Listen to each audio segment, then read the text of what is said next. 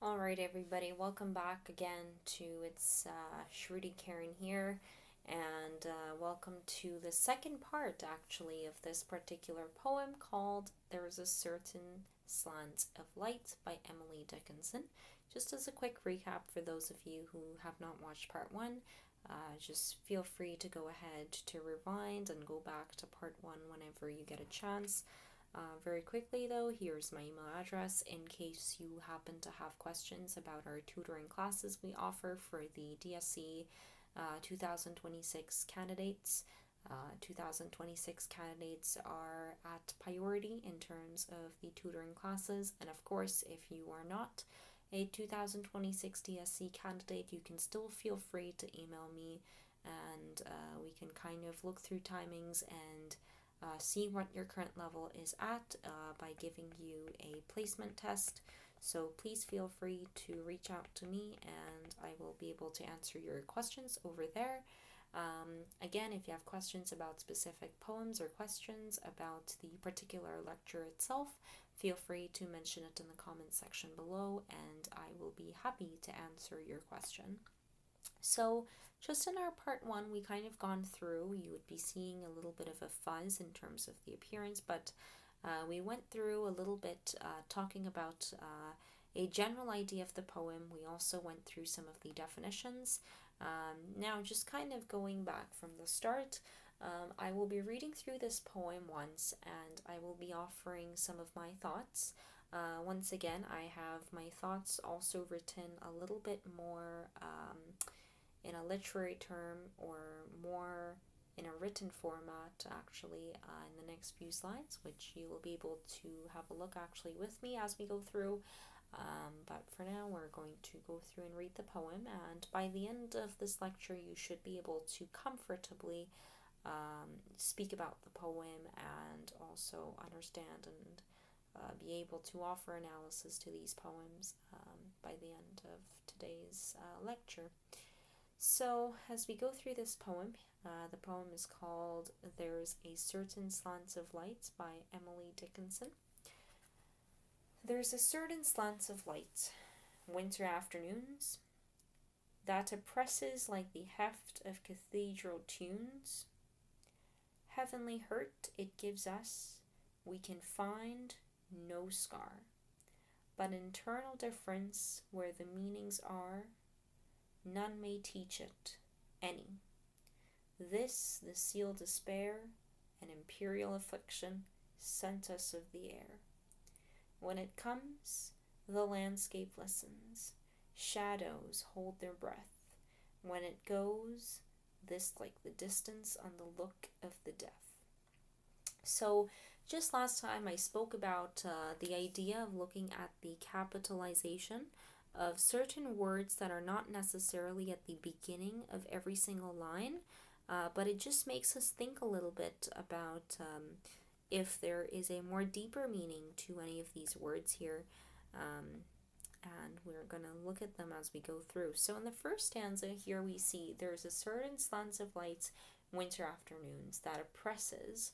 So usually, we would think about the fact that when it's winters, usually we have clouds in the air and light does not usually have a chance to perpetuate through those clouds very easily. You'll notice that a lot of the light, in fact, is being reflected off of the surface, and there's less opportunity for light to kind of be seen through during, harsh, cold environment weathers. But here, it's a little different. Here we see there's a certain slant of light, winter afternoons, that oppresses. So instead of saying that winter is oppressing the light, instead of saying that winter afternoons, despite it being in afternoons in the winter, it's oppressing light. Instead of saying something like that, it's basically saying the light. Okay, there's a little bit of light that in fact oppresses. You could almost say the winter afternoon, right? So it's the fact that there's a certain slant of light. So there's just a little bit of light, okay, but the light has a large amount of capability to the point where it could oppress.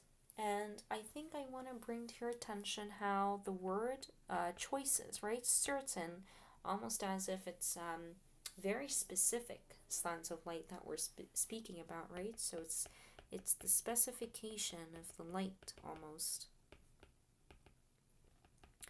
And then here we see the word oppresses, almost as if it's forcing itself onto the winter afternoon. And then there you'll notice that there is a simile where it says, like the heft of the cathedral tunes.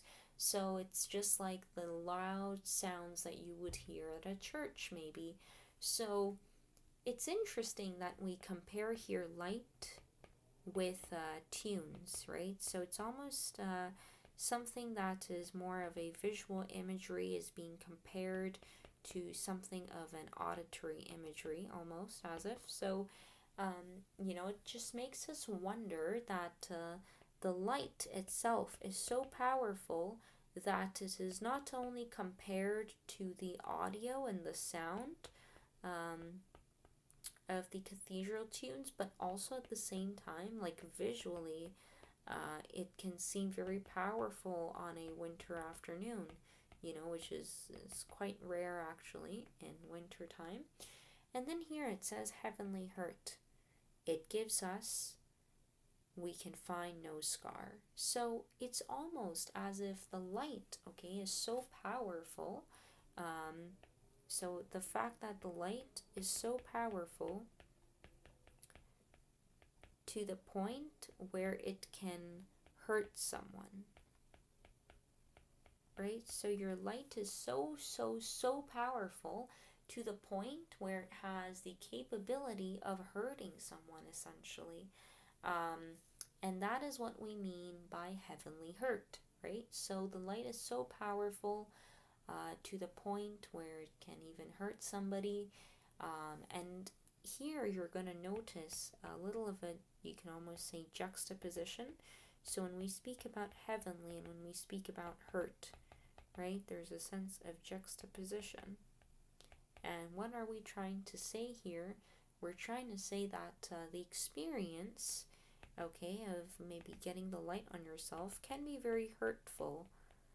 But at the same time, it's very heavenly, so it is like soothing, and almost as if it's a delightful experience. So you could almost say that this is a bittersweet experience. So it's filled with pain, but it's also filled with a sense of self-satisfaction and joy, right? And then it says, it gives us, so heavenly hurt, it gives us, we can find no scar.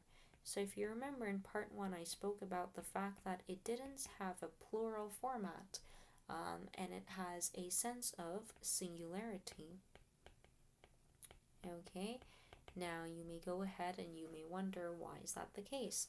It is possible that the speaker is saying that the light can only, impact us in a specific area, essentially. That's why there is only a singularity instead of a plurality there. And then it says, but internal difference where the meanings are, none may teach it. Right, so here you're going to notice that we're in fact beginning to do some kind of comparison within our light and also within maybe our thoughts, right? So we're starting to see somewhat a comparison where it says, but internal meaning but internal difference where the meanings are, none may teach it, any. And here, any could refer to literally any teacher or anybody. So nobody teaches anybody about like the internal differences, internal pain, the seal despair and imperial affliction. So the fact that there's constant of inner conflict, inner challenges, it causes despair and suffering, because we spoke about this previously. Imperial affliction refers to the concept of suffering. Sent us of the air. When it comes, the landscape listens, right? So sometimes, you could be like, in terms of this context, it could be light, right? When lights come, the landscape listens, because the landscape listens as in what? When sun comes, animals or like little insects, they feel more joyful. Plants are able to perform photosynthesis, right? So you can always think of like the light as an action and a landscape as an action listener. And then we can see shadows hold their breath when it goes, dislike the distance on the look of the death. So it's almost as if when the light goes away, um, you know, when the light, this little slant of light goes off because it's so powerful, but now it's gone. You can also see the distance on the look of death, essentially. So it's kind of like a gloomy, macabre imagery that you can kind of see, and that's kind of what this poem is speaking about. So, in terms of a written format, you should be able to read my thoughts that have been written down here very neatly and very carefully in this manner. So, you'll notice that this is kind of the first slide. The reason why I've done that is because I've realized that some people would prefer having something written so that they can kind of take reference from and see the logic behind things, so that you don't need to keep watching through the video again and again. You can simply rewind to a particular part of the teaching materials, and then here is the second part. Okay, just for anybody who needs to pause for a moment, and then moving forward, you should have the third part here. So feel free to pause the video if needed. And last but not the least, you should also have a fourth part here that explains the poem very, very rigorously.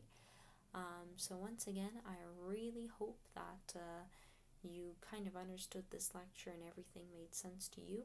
If you have particular questions, make sure to mention it in the comment section below, and I will be more than happy to answer any of your questions. And with that, we're going to stop here today, and I will see you in my next vlog.